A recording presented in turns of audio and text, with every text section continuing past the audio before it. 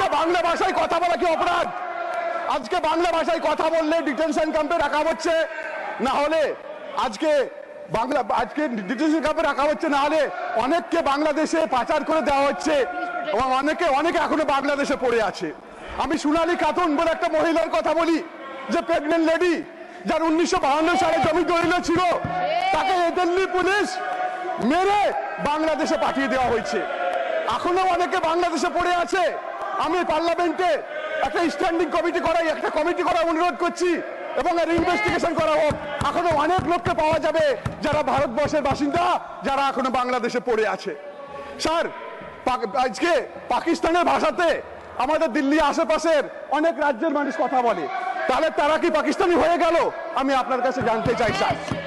Sir, আমরা যদি migrant worker নামে যদি সার্চ করি গুগলে, তাহলে শয়ে শয়ে আমরা লিঙ্ক পাবো, যেখানে দেখবো কিভাবে এই নিরীহ মানুষদের উপর অত্যাচার করা হচ্ছে।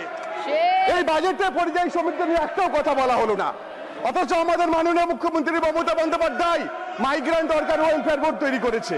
আমরা স্যার তন্ন করে খুঁজেছি পশ্চিমবঙ্গ থেকে মাত্র 30 লক্ষ মতো মানুষ যারা বাংলার বাইরে কাজ করে, অথচ বাংলাতে কত লোক কাজ করে জানেন? 1.5 কোটি মানুষ, অন্য রাজ্যের মানুষ বাংলাতে কাজ করে। আপনারা একটা উদাহরণ দেখাতে পারবেন যেখানে বাংলার মানুষদেরকে, অন্য রাজ্যের মানুষকে বাংলা সরকার অত্যাচার করছে?